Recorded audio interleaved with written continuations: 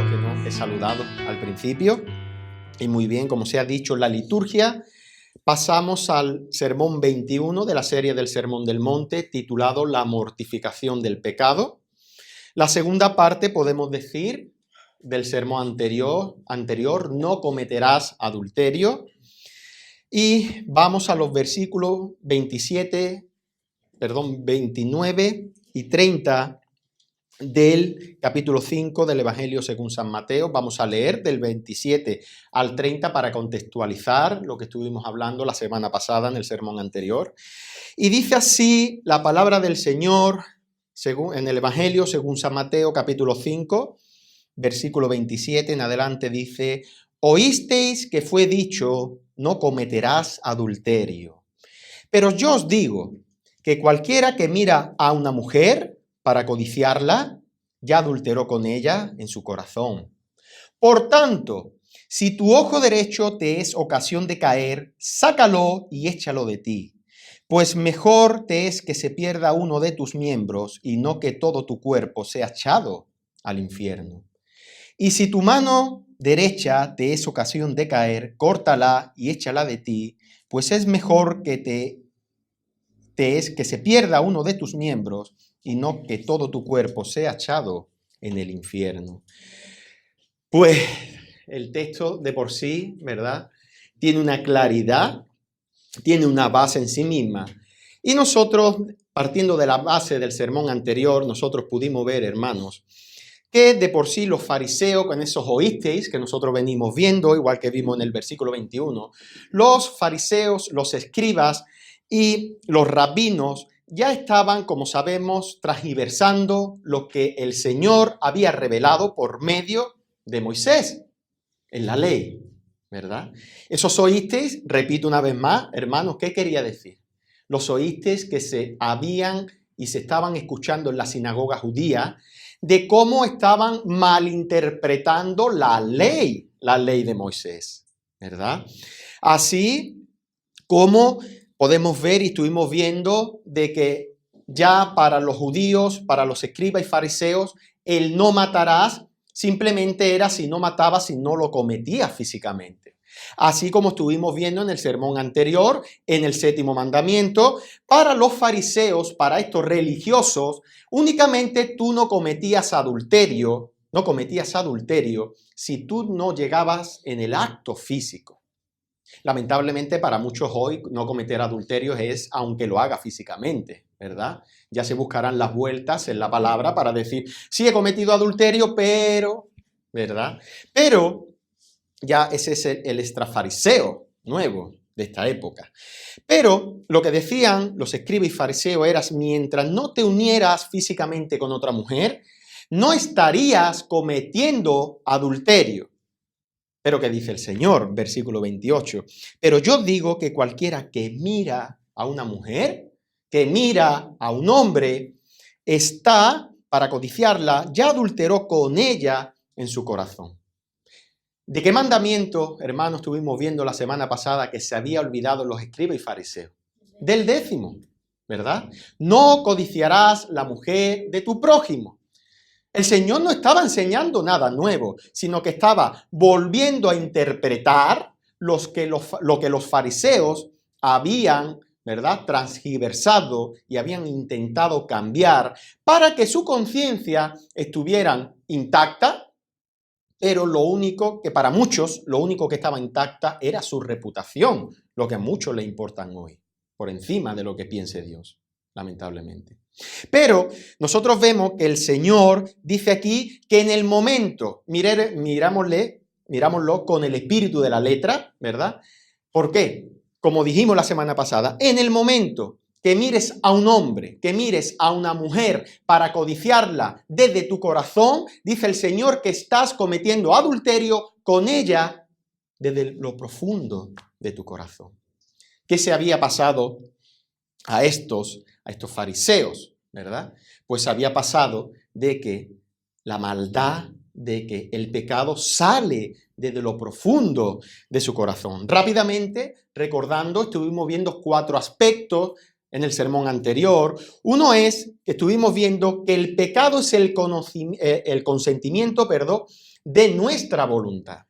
Tan pronto como llega el mal pensamiento y esa fábrica que nosotros tenemos, como vamos a seguir viendo hoy en nuestro corazón, sale el mal pensamiento de nuestro corazón y accedemos al consentimiento de esa voluntad, ya estamos pecando, ¿verdad? Vimos también que el pecado, ¿de dónde sale, hermano? Del corazón, del corazón. Si no podemos reconocer que el pecado sale de lo profundo del corazón, no podemos entender el Evangelio, no vamos a entender quién es Dios y sobre todo no vamos a entender quién eres tú, ¿verdad? Y si tú no entiendes que tú desde el día que estés aquí en la tierra, hasta el último día, por muchos años que lleve de cristiano, como el niño que está naciendo ahora, digo yo, ¿no? Que tiene que estar naciendo algún niño en alguna parte del mundo, está naciendo con maldad en su corazón, porque como hemos leído en el Salmo 51, ¿verdad? En pecado me concibió mi madre. Los niños no nacen buenos, hermanos. Los niños nacen con la raíz de maldad en su corazón. También estuvimos viendo que nuestro verdadero yo no es el que se puede percibir con los ojos, ¿verdad? Sino que eso hay profundidades en tu corazón, hermanos, que solo conoces tú y conoce Dios. No lo conoce nadie que está aquí. Ya procurarás, como vamos a ver hoy, ya procurarás de que tu hermano, tu hermana, tu primo, quien sea, ¿no? Tu jefe, no conozca la maldad y la profundidad de lo que hay en tu corazón. Y por último, vimos que la ley no solo condena el adulterio, sino también a todo aquello que lleva a otros a cometer el adulterio, ¿verdad? Ay del que causa tropiezo.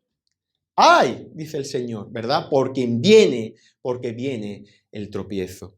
Por eso ahora sigue diciendo el Señor en el versículo 29, por tanto, si tu ojo derecho te es ocasión de caer, hermano, esto está en este contexto, ¿verdad? Sácalo y échalo de ti, pues mejor te es que se pierda uno de tus miembros y no que todo tu cuerpo sea echado en el infierno. Primeramente, hermanos, vamos a ver lo que no significa este pasaje. ¿Por qué? Porque esto se ha malinterpretado y antes de entrar y ver lo que sí significa, hay que ver claramente lo que no significa, si no puede causar una confusión que puede llevar al otro extremo de lo que nosotros vamos a ver.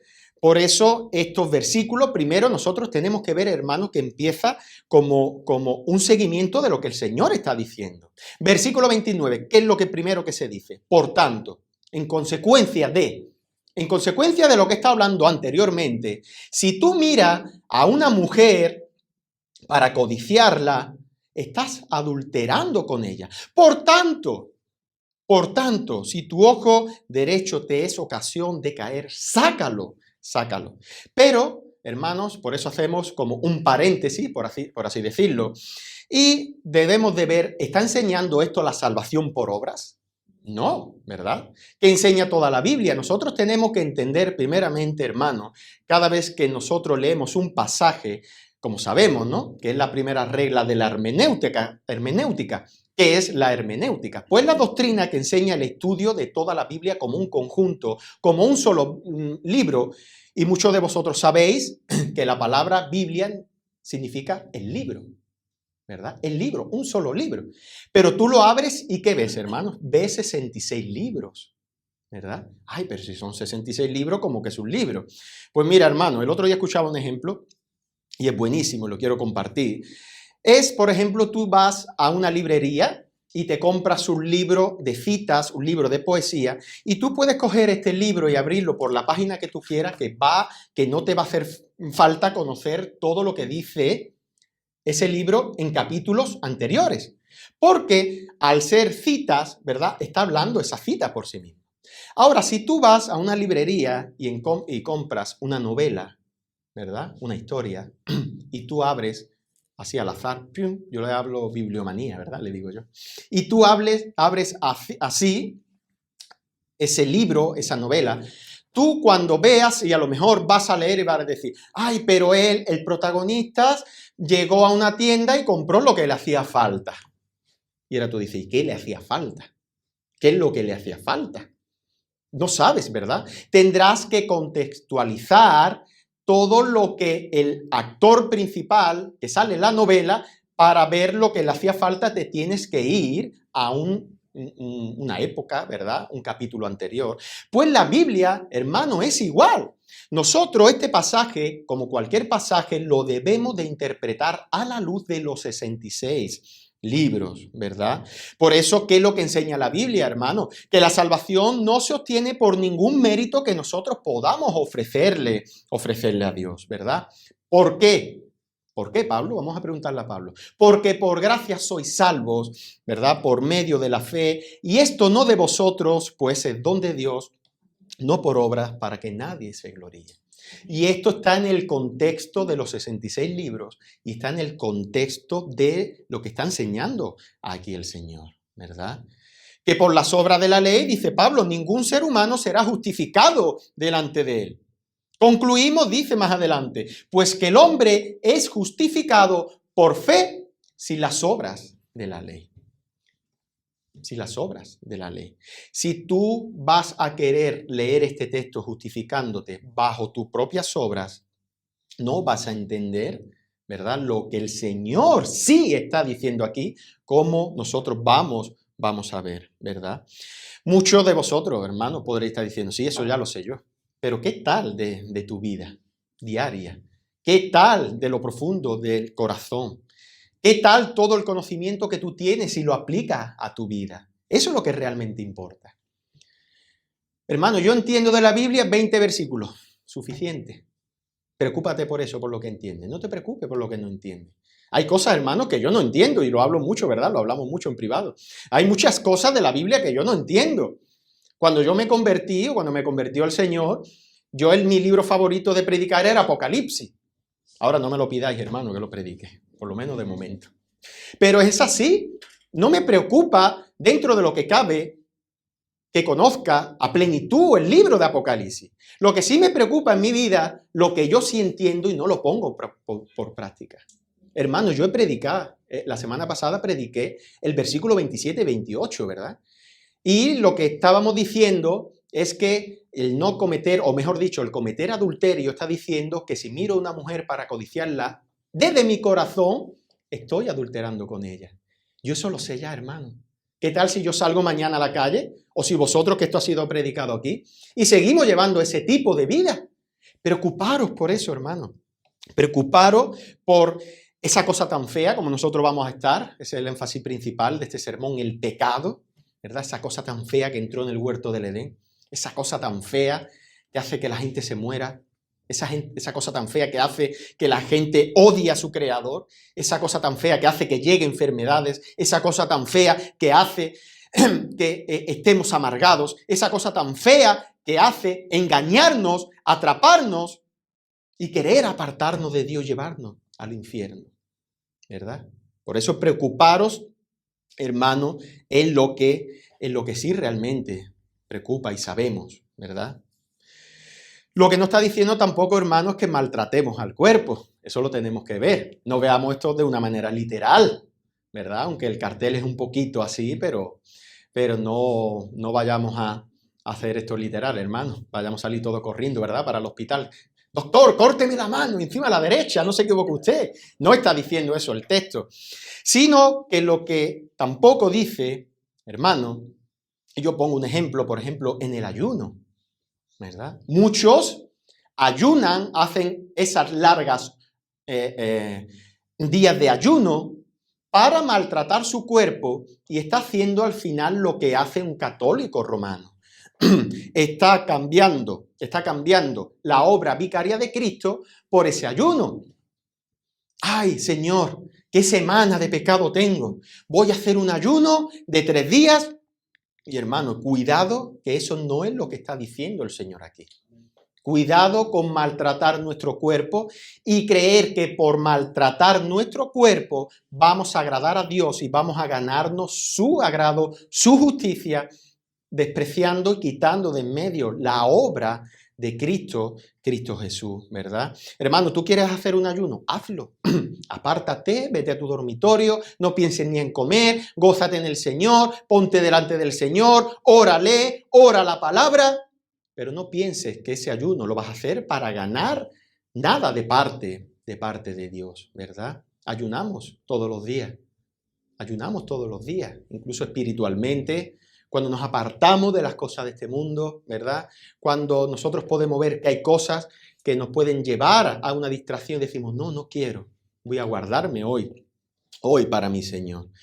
¿Qué le decía el fariseo, verdad? Que se iba a orar con el publicano y escuchaba al publicano. Decía, ayuno 2 veces a la semana y doy diezmo de todo lo que hago. Ayuno 2 veces a la semana. ¡Guau! Me estoy cortando mi mano derecha, Señor, ¿estás viendo lo que yo estoy viendo? ¿Estás viendo lo que estoy haciendo? No es lo que está diciendo el Señor, todo lo contrario, ¿verdad? Dice, mas el publicano estando lejos, no quería ni aún alzar los ojos al cielo, sino que se golpeaba el pecho, diciendo, Dios, sé propicio a mí, pues soy pecador. Eso es, ¿verdad? El corazón contristo y humillado, que dice también el Salmo 51. Y sobre todo, hermanos, también no está diciendo que para crecer en santidad debemos tampoco de maltratar nuestro cuerpo. Esa línea es aún más unida. Bueno, sí, yo sé que yo soy salvo únicamente por la obra vicaria de Cristo. Yo sé que Cristo y únicamente Cristo ganó mi favor, pero ahora yo me voy a parecer más a Él maltratando mi cuerpo. Y no es lo que está enseñando, ¿verdad? Porque, hermano, aunque nosotros literalmente nos cortáramos nuestra mano derecha, seguiríamos pecando con la izquierda. Si yo me saco mi ojo derecho, voy a seguir pecando con el izquierdo, ¿verdad? Menos más que no somos camaleones, que cada ojo puede tirar para un sitio, ¿verdad? Pero, hermano, voy más allá, aunque te quitara los 2 ojos, seguirías pecando con tu imaginación. Porque el corazón literalmente no te lo puedes arrancar tú mismo. El corazón literalmente no te lo puedes limpiar tú mismo. No puedes, ¿verdad? Muchas veces entra ganas de meterte la mano y hacer así, ¿verdad? Con un esparadrapo no. Lo ve como yo. Mi don no es de la limpieza, hermano. Por si. Pero, ¿verdad? No podéis, ¿verdad? Con estropajo no podéis limpiar, aunque muchas veces da gana, ¿verdad? Hermanos, aunque te fueses a un bosque apartado, donde todo por la mañana lo que escuchas son los pajaritos, ¿verdad? El sol, no hay nadie que te diga, oye, ¿qué vamos a hacer hoy? Hay que hacer esto y lo otro. No, ese no es el problema. Seguirías pecando porque lo profundo, de la profundidad del corazón, sale esos malos pensamientos.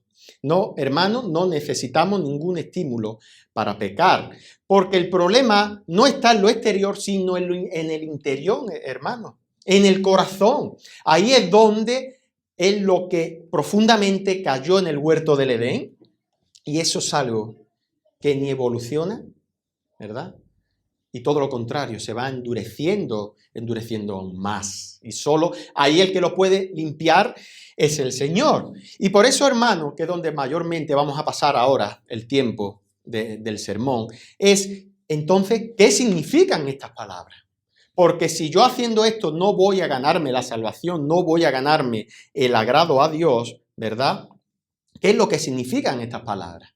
Pues, hermano, quizá te sorprenda, pero lo que está diciendo aquí el Señor, después de hablar del adulterio, lo que está diciendo es que nos enseña que sí, ¿vale? Que esto nos enseña que debemos dejar de practicar el pecado o terminaremos en el infierno. Eso es lo que está diciendo el Señor. El Señor lo que está diciendo aquí es que o dejas de practicar el pecado o acabarás en el infierno. Acabarás en el infierno. ¿Sabes lo que es el infierno? ¿Sabes lo que es el poder de Dios que ha creado los cielos y la tierra, el mar? ¿Sabe cómo la palabra del Señor, ese poder de Dios, abrió los mares? ¿Sabe las plagas de Faraón? Ay, cuando Faraón llegó al infierno, hermano. Ay, cuando vio que lo peor que le había pasado no era que perdiera a su primogénito, no es que cayera esas plagas, sino que ese poder, el poder de Dios, eternamente va a estar sobre él, como hermanos, todos los que están ahora mismo en el infierno, como los que van de camino al infierno. Ni lo sabemos, hermano, no hay palabra para describir lo que tiene que ser el poder de Dios aplastando a un pecador durante la eternidad. Durante toda, absolutamente la eternidad. Por eso el Señor dice, por tanto, si tu ojo derecho te es ocasión de caer, sácalo y échalo de ti. Échalo de ti, pues mejor te es que se pierda uno de tus miembros y no que todo tu cuerpo sea echado en el infierno. Sácalo de ti. Hermano, sácalo de ti. Sácalo de ti. Tú eres el único que sabe en lo profundo de tu corazón. Y Dios, cuál es tu ojo derecho y cuál es tu mano derecha, que puede ser que te esté llevando de camino al infierno.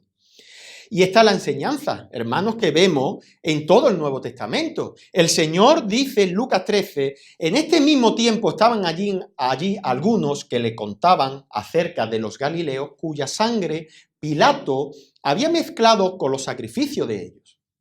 Respondiendo Jesús le dijo, ¿pensáis que estos galileos, porque padecieron tales cosas, eran más pecadores que todos los galileos? Os digo, no.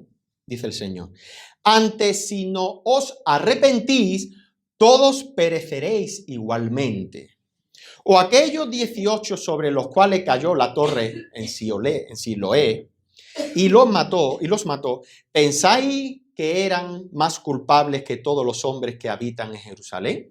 Dice el Señor otra vez las mismas palabras. No, antes si no os arrepentís, todos pereceréis igualmente en el infierno. Igualmente, el infierno lo añadió yo. Hasta 2 veces repite aquí el Señor que si no se arrepienten, todos pereceréis por igual, ¿verdad? Vemos que el Señor repite una palabra, hermanos, que para muchos hoy da mucho miedo mencionarla.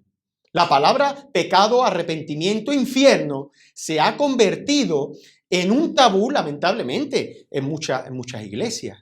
Yo he definido el arrepentimiento y podríamos considerarlo de la siguiente manera. Es el sentimiento, hay una emoción, hermanos, por haber ofendido a Dios con nuestros pecados, sintiendo una gran tristeza. Pero la cosa no acaba ahí, sino que conociendo la misericordia de Dios en Cristo, se acerca a Cristo en arrepentimiento y fe para perdón de sus pecados, queriendo alcanzar, no nos olvidemos esto, hermanos, una nueva obediencia que va conforme a los mandamientos de Dios. Conforme a los mandamientos de Dios. La palabra arrepentir significa en su literal darse la vuelta a la vida de impiedad que está llevando delante de un Dios santo, ¿verdad? Y empezar a vivir un nuevo camino. Yo lo que no entiendo hoy, hermanos, como muchos dicen que se han arrepentido y siguen viviendo igual. Yo lo que no entiendo, hermanos, es que muchos dicen que se han arrepentido de sus pecados, pero ¿de qué pecados, hermanos? Cuando se da la vuelta, ¿verdad? Cuando se da la vuelta a una persona, lo que está dando a entender es que se ha dado cuenta de lo que ahora o antes vivía y era ilícito delante de Dios y ahora ya no quiere vivir más así. Sigue cayendo en sus pecados, sigue cayendo en sus maldades, pero ahora está luchando en contra de lo que antes le agradaba. Entonces yo pregunto a muchos hermanos, a muchas personas que se confiesan como cristianos, ¿se han arrepentido de qué? ¿Se han arrepentido de qué? ¿Verdad? Porque si sigues viviendo igual, si sigues haciendo lo mismo, ¿de qué se han arrepentido? ¿Verdad? Muchos han podido sentir un remordimiento. Eso es. ¿Judas qué sintió, hermano? Judas sintió un remordimiento. Judas tenía una moralidad y sabía y sabía lo que estaba bien y lo que estaba mal, y él sabía que que había traicionado a Cristo Jesús, que había hecho un mal, pero lo único que había sentido era remordimiento. Porque, hermano, el Evangelio tiene dos problemas, si no se entiende. Uno es que puedes sentirte que eres demasiado bueno para ser condenado, y otro, que eres demasiado malo para que la cruz de Cristo sea suficiente para ti. Puedes estar viendo que eres demasiado bueno para que seas condenado, y otro es que eres demasiado malo para ser perdonado. Y están minimizando el perdón de Dios, ¿verdad? Primera de Corintios 6:9, lo hemos dicho muchas veces, ¿verdad? ¿No sabéis que los injustos que no heredarán el reino de Dios? No erréis, ni los fornicarios, ni los idólatras, ni los adúlteros, ni los afeminados, ni los que se echan con varones, ni los ladrones, ni los ávaros, ni los borrachos, ni los maldicientes, ni los estafadores heredarán el reino de Dios. Ninguno. El apóstol Pablo está diciendo que ninguno de ellos heredarán. Y ahora dice Pablo, y esto erais algunos. Esto erais. Mas ya habéis sido lavados y habéis sido santificados. Ya habéis sido justificados en el nombre del Señor Jesús y por el Espíritu de Dios nuestro. Erais algunos de vosotros. Pero esto, hermano, en muchas iglesias parece que hoy, ¿verdad? Eso tienen una forma de decir, ay, sí, pero Dios es amor. Ay, sí, pero Dios es misericordioso. Ay, sí, pero Dios me perdona. Dios es amor y Dios es fuego consumidor, hermano. No os olvidéis del carácter y de quién es Dios, ¿verdad? Por eso esta enseñanza se ha vuelto muy popular en muchos lugares hoy en día, donde dicen de que, bueno, que un homosexual, ¿verdad?, es perdonado por Cristo, pero que ahora lo que está enseñando es que ahora nosotros podemos ver que esa persona puede seguir viviendo como él quiera, como él era, porque Dios lo perdona. No, hermano. Eso es blasfemia contra el Espíritu Santo, decir que el Espíritu Santo no tiene, en otras palabras, decir que el Espíritu Santo no tiene poder para cambiar a un pecador. Y por eso dice Pablo aquí, erais anteriormente, y muchos de vosotros, ¿verdad? Lo que Cristo está diciendo en este pasaje es todo lo contrario, que si no cortas tu pecado, hermano, vas a acabar en el infierno. Vas a acabar en el infierno. Y por eso, hermano, en muchas iglesias se está predicando moralismo, y decimos otra vez en esta serie que esto no salva, que esto no salva. ¿Sabéis lo que es enseñar a una congregación que si tú puedes hacerlo y animar a esa persona que en vez de menguar, que siga creciendo, que va a alcanzar, ¿verdad?, la salvación?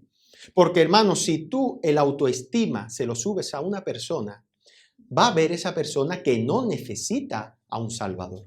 Va a creer que por sí mismo puede conseguir cosas muy grandes y nunca va a ver, porque el mensaje del pecado no casa con el moralismo, hermano, y el moralismo es hacer creer a una persona que todo lo vale, que todo lo puede por sí mismo, y no va a entender realmente en el estado de injusto que se encuentra delante de Dios, ¿verdad? Hay un falso maestro y un falso predicador, como muchos sabéis, llamado Joel Osteen, que decía en su mega iglesia llena de almas, caminos al infierno, yo creo que Dios le dio vida a todas las personas y que cada persona está hecha a imagen de Dios. Eso es verdad o mentira. ¿Verdad? ¿Verdad? Una verdad. Pero ¿qué es lo que pasa? Y que hay que aceptarlo como son. No estoy aquí para predicar el odio o empujar a la gente al infierno. Mira, nosotros no estamos aquí para empujar a nadie al infierno. Estamos para avisar que hay un Dios que sí, si no te arrepientes, sí va a empujar a un pecador al infierno. Y lo va a llevar.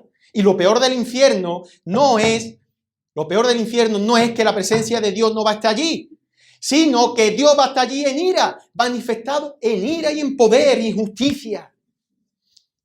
Y si estás yendo a una iglesia, o sabes de alguien que está yendo a una iglesia que dice, sí, pero allí predican a Jesús, sí, y los musulmanes y la iglesia católica romana, pero ellos no te van a enseñar que si no te arrepientes y vas a Cristo en arrepentimiento y fe, vas camino al infierno. Y eres responsable de tu alma. Y el día del juicio, si tú aceptas estos mensajes psicológicos y morales que se están enseñando en muchos lugares y tú no avisas a personas que saben que tienen la oportunidad de avisar, eres responsable de tu alma y eres responsable de saber qué personas están cayendo al infierno. Porque lamentablemente la palabra pecado, la palabra arrepentimiento, la palabra ira, la palabra justicia, la palabra infierno ha sido y está siendo tabú en muchas iglesias. Mira, si tú estás yendo a una iglesia de esa donde te predican a Jesús, ¿verdad? Como el motivador, como el sanador, como el que va a conseguir tus sueños, te vas a ir rico, feliz, ¿verdad? Y con muchos sueños al infierno. Vas a tener toda la eternidad allí para acordarte de esos sueños. Pero seguirán siendo sueños y se convertirán en pesadillas. ¿Qué dice Juan? Todo aquel que comete pecado infringe también la ley. Eso lo dice Juan, no lo digo yo. Pues el pecado es infracción de la ley. ¿Y sabéis que Él, Cristo, apareció para quitar nuestros pecados? Y no hay pecado en Él. Todo aquel que permanece en Él no peca.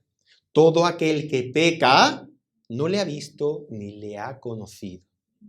Es que yo conozco a una persona que era pecador, confesó a Cristo, ¿verdad? Le invitó, como hemos dicho más veces, ¿no? Le invitó a que entrara en su corazón. ¿Y cómo es su vida? No, él sigue haciendo exactamente lo mismo, pero por su boca sale y dice que Cristo es el Señor y que Cristo es el Salvador. Sí, claro que sí. Yo también anuncio que Francia es Francia, pero no soy francés, ¿verdad? Y así es. Hijito, nadie os engañe. El que hace justicia es justo como Él es justo. El que practica el pecado es del diablo, porque el diablo peca desde el principio. No lo digo yo, lo dice Juan, por eso lo digo yo. Para esto apareció el Hijo de Dios, para deshacer las obras del diablo. Todo aquel que es nacido de Dios no practica el pecado, porque la simiente de Dios permanece en él y no puede pecar, porque es nacido de Dios. Por eso, hermano, muchos han negado el mensaje del pecado, muchos han negado el mensaje de arrepentimiento. ¿Y sabéis por qué, hermano? ¿Y sabéis por qué? Porque saben que el día que prediquen la verdad se quedan solos en sus iglesias. Porque hay muchas iglesias con muchos cristianos, entre comillas, que están rodeados de cabras y de lobos, pero en el momento que esas cabras no quieran el mensaje de la verdad, salen de sus iglesias. Y están más interesados en lo que piensa el hombre, están más interesados en pedirle y sacarle todos sus bienes que en lo que dice la palabra del Señor. Hermanos, ellos van a rendir cuenta delante del Señor. Ellos van a rendir cuenta. Y muchos dirán, no, pero esas iglesias no es el evangelio de la prosperidad. No es el evangelio de la prosperidad. ¿Sabe lo que es el evangelio de la prosperidad? Su palabra lo dice. Y mal llamado, ¿no? Evangelio de la prosperidad. Alguien que prospera. Pero no solo económicamente, sino que no es solo la abundancia económica, sino también es tener buena salud y bienestar personal. Por eso, cuidado con los mensajes antibíblicos que te llevan a querer tener más abundancia económica. Esos mensajes, por favor, que han pisoteado el mensaje del Evangelio. Perdón. El mensaje del Evangelio, donde han cambiado la palabra pecado por Mercedes, donde han cambiado la palabra infierno por dinero. Ellos como dice el Señor, de cierto os digo que ya tienen su recompensa. Ya tienen su recompensa. Enseñar al hombre que no tiene que arrepentirse, sino todo lo contrario, es mandar los ricos, sanos y felices al infierno. Esa conversación, hermano, incluso en lo personal, ¿verdad?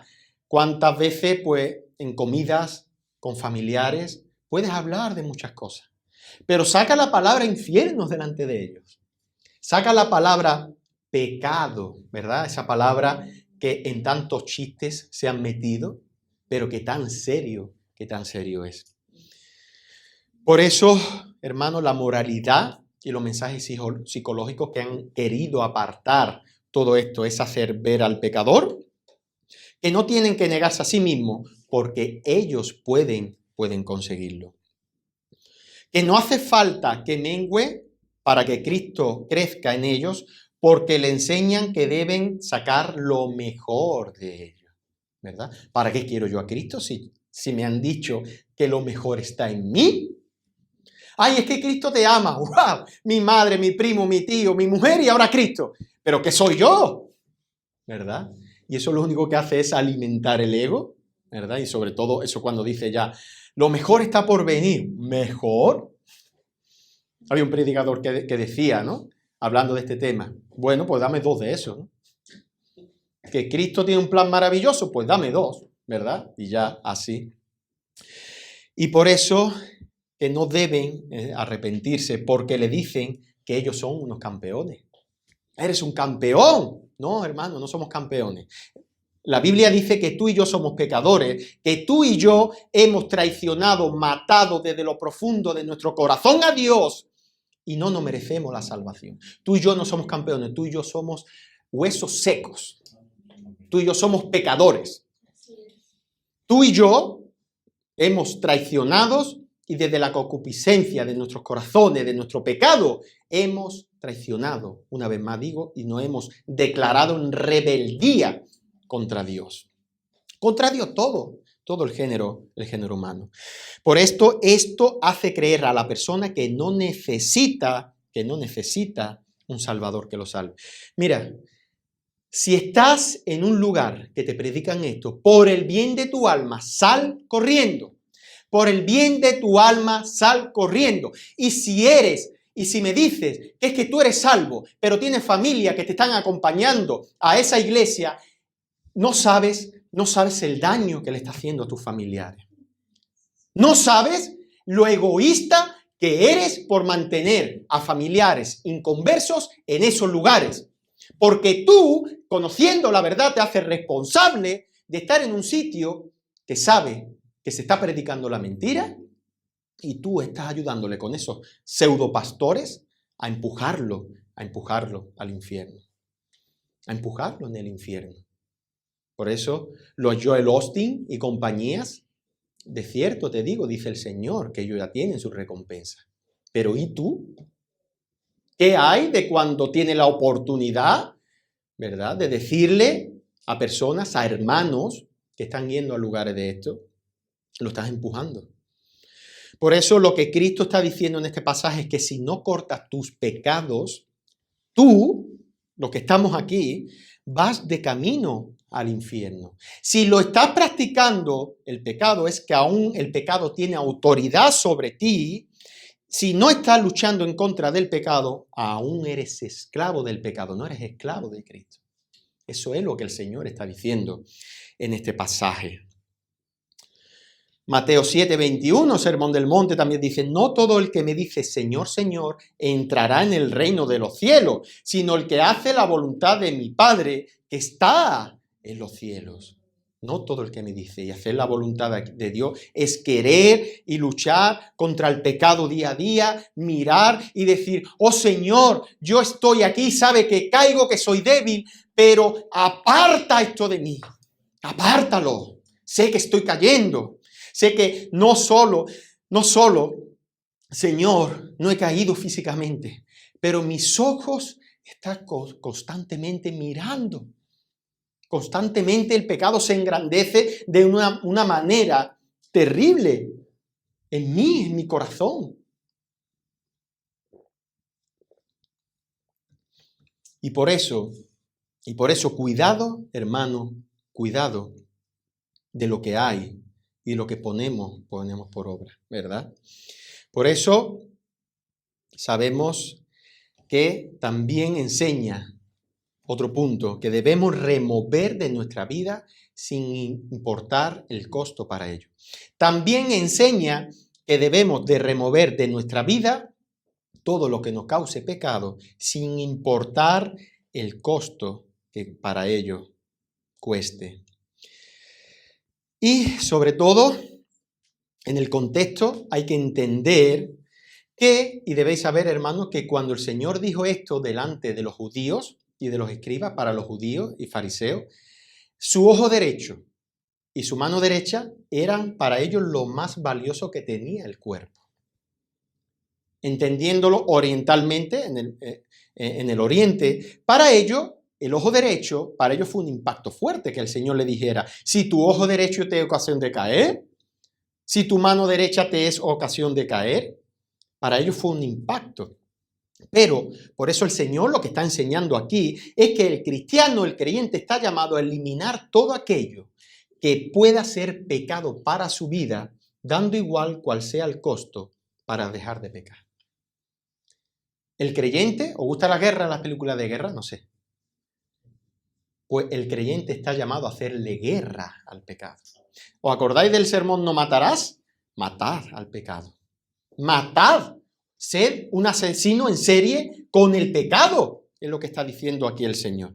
Hay una ilustración que es de algo que pasó realmente, una historia real, de un hombre llamado Aaron Ralston.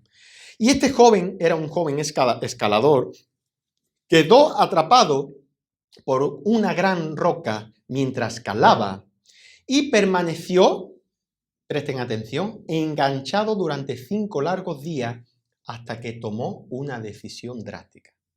Este joven escalador estaba escalando, se quedó en un hueco y se le cayó la piedra en su mano. Después de 5 largos días pidiendo ayuda, pidiendo socorro, y que nadie le podía atender y no podía sacar la mano, ante la eventualidad de una muerte segura, se cortó su propio brazo a la altura del codo. Así de tajante, hermano, y así de drástico. Así. Por eso estamos llamados a no ser suaves con el pecado. No estamos llamados a ser suaves. Imaginaos este hombre dándose masajes. Bueno, a ver si así sale la mano, ¿verdad? No, poneos esa situación. ¿Sabéis la determinación que tuvo que tomar esta persona para no poder más y decir, o me corto el brazo o muero? Pues esto, hermano, es lo que el Señor está enseñando aquí. O cortas ese pecado o mueres. O vas de camino al infierno. Por eso, si tu ojo derecho te es ocasión de caer, hermano, sácalo y échalo fuera. Mata a ese pecado. Sea codicia, sea celos, sea contienda, sea lo que sea. Sea ego, lo que tú quieras. Pero mátalo. Es lo que el Señor está diciendo aquí. Lleves 30 años, lleves 20 años, haya nacido de nuevo hoy, corta ese pecado. Como José, como así hizo con la esposa de Potifar, ¿verdad? Dice que después de muchos días tentándole y diciéndole de que durmiera con ella, cuando José vio esa debilidad, se cortó su mano derecha. Salió corriendo, ¿verdad? Salió corriendo, hermano. Cuando seas tentado, hermano, hermana, sal corriendo. Declárale la guerra a tu pecado. Declárasela. Y hermano, y hoy estoy hablando así porque la finalidad de todo esto es que ninguno de los que vemos aquí caiga en el infierno. Caiga en el infierno. El día del juicio, el Señor va a ser misericordioso con sus hijos. El Señor va a ser misericordioso con los que han estado luchando contra su pecado. Pero va a haber cero, ¿sabéis lo que es cero, hermano? Cero compasión con los que han vivido una vida de pecado. Cero. Cero. ¿Sabes, hermano, lo que tiene que ser? que lo último que antes de caer al infierno, lo último que escuche es una alabanza al Dios de justicia, al Dios de ira, al Dios que no tendrá por inocente al culpable, al Dios que cumple sus promesas, pero que también cumple sus advertencias? Y tú serás parte de la alabanza, de la justicia de Dios, si no destruyes tu pecado, sea cual sea. ¿Qué decíamos en el versículo 19? De manera que cualquiera que quebrante uno de estos mandamientos muy pequeños, y así enseñas a los hombres, muy pequeños será llamado en el reino de los cielos. Cuidado, hermano, cuidado con estar haciéndote mandamientos menores, y quizás sea lo que te esté arrastrando en el infierno. Y lo que ahora te parece el menor, ¿verdad? Después te parecerá por la eternidad lo mayor. ¿Qué es lo que hace más daño? En un campo, todo recto, hermano. ¿Veis todo recto? Con una buena vista. Y veis a un león a 1 kilómetro y lo ves y lo reconoces, que es un virus mortal que tú tienes dentro y no lo puedes reconocer. Cuidado con esos virus. Un león tú lo ves desde lejos. Bueno, no creo que nadie aquí sea más fuerte que un león, ¿no? Pero cuidado porque hace más daño un virus, ¿verdad? Que tú no puedes reconocer, que te cree que todo está bien, que un león que tú estás viendo a 1 kilómetro, tú dices, no, me meto en el coche y me voy, ¿verdad? Cuidado. Por eso Pablo decía, todo me es lícito, pero no todo conviene. Todo me es lícito, pero no todo edifica. Primero, hermano, ese todo, lo que debemos de entender que todo lo que dice aquí Pablo es todo lo lícito delante de Dios. Ya le está hablando a creyentes, los creyentes saben que lo que es lícito es lo que no es lícito, ¿verdad? Pero aún así, hermano, lo que Pablo dice, sí, aunque eso sea lícito para Dios, quizá a ti no te conviene. A ti no te conviene. Por ejemplo, puede ser que estés yendo a un gimnasio. Ay, ¿es lícito ir a un gimnasio? Sí, ¿verdad? Y pero te esté llevando a mirar a muchachas lindas, ¿verdad? Cambia de gimnasio, hermano. Cambia de gimnasio. Estás yendo a una cafetería a desayunar y el camarero o la camarera se te está insinuando. Hermano, cambia de cafetería. Sal corriendo.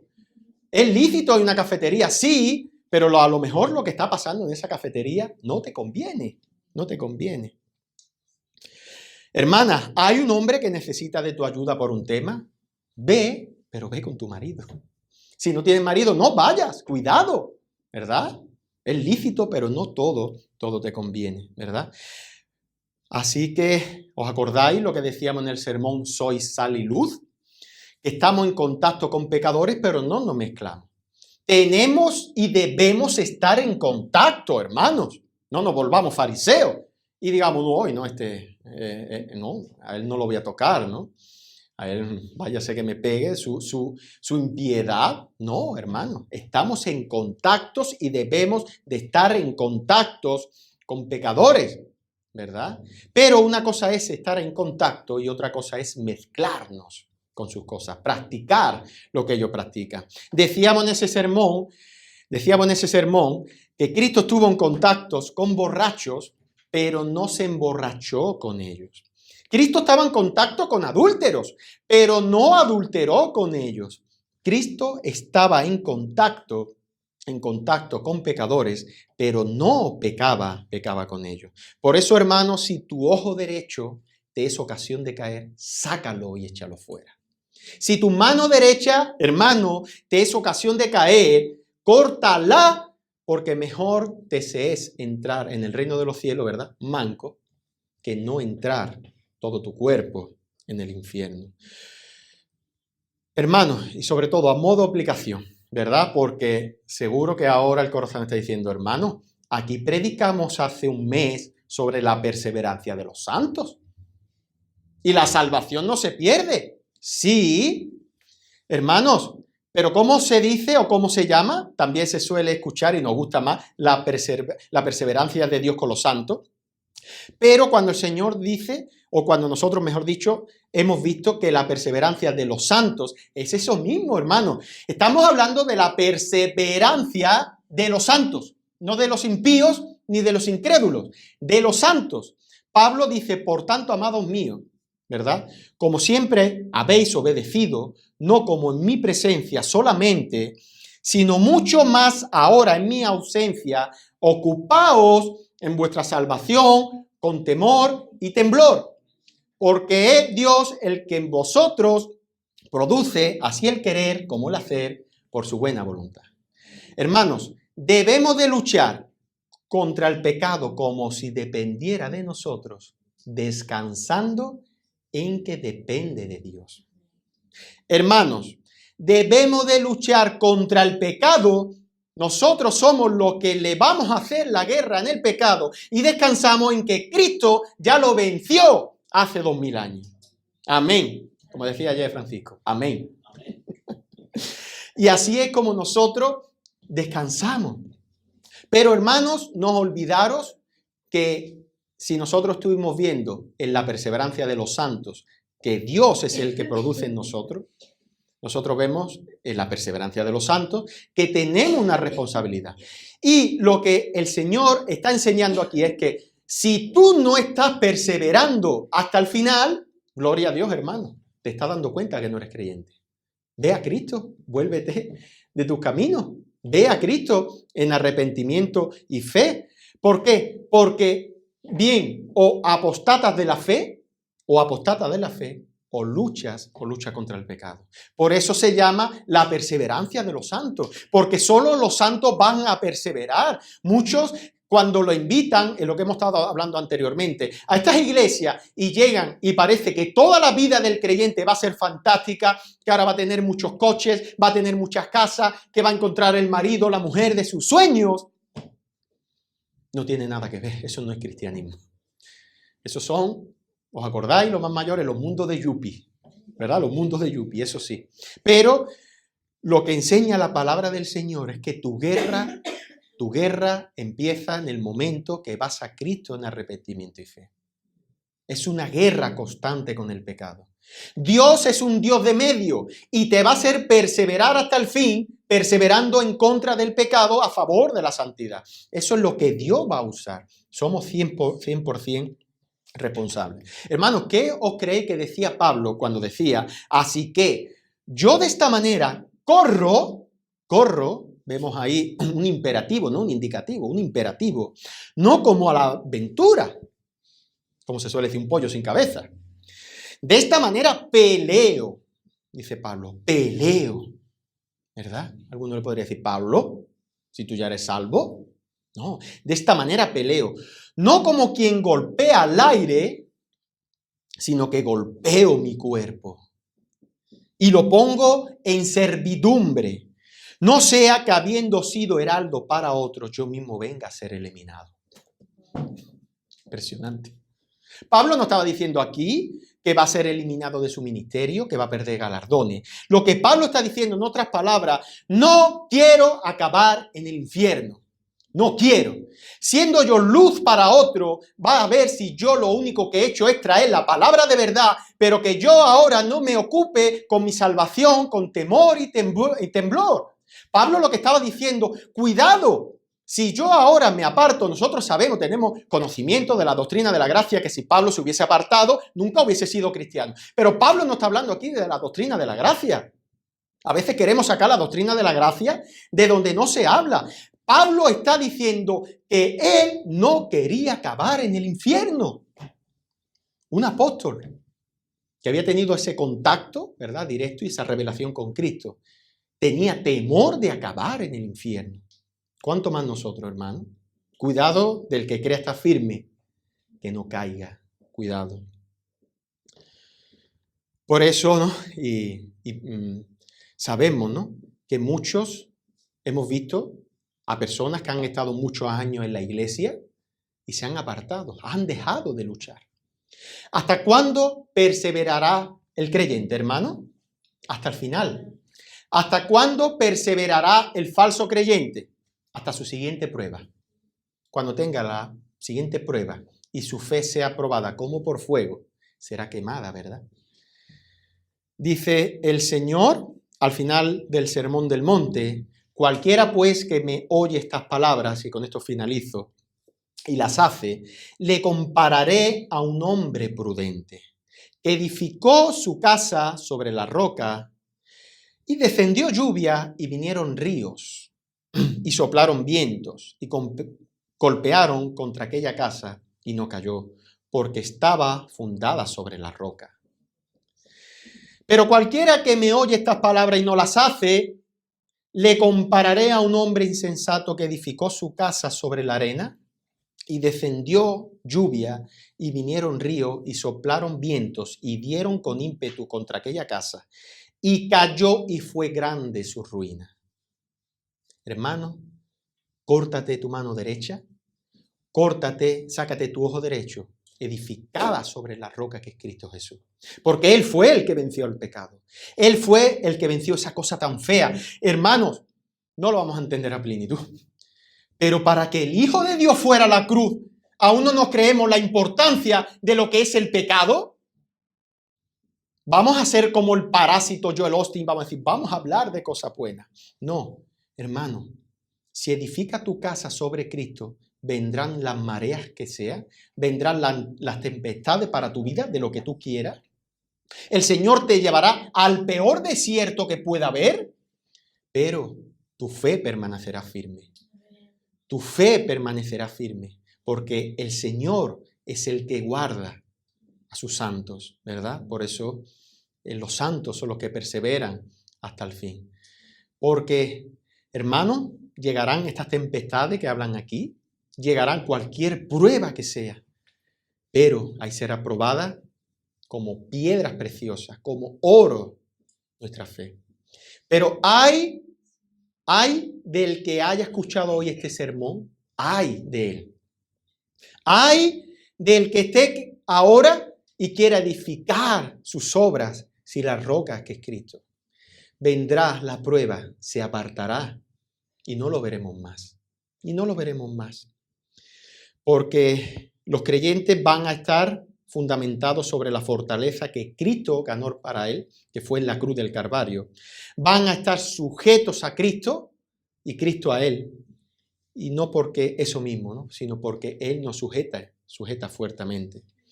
Hermanos, Cristo Jesús sí se cortó, ¿verdad? Lo que no debía de cortarse, ¿verdad? Se despojó de su trono, se despojó de su gloria. Perdió todo lo que tenía para venir a salvarnos.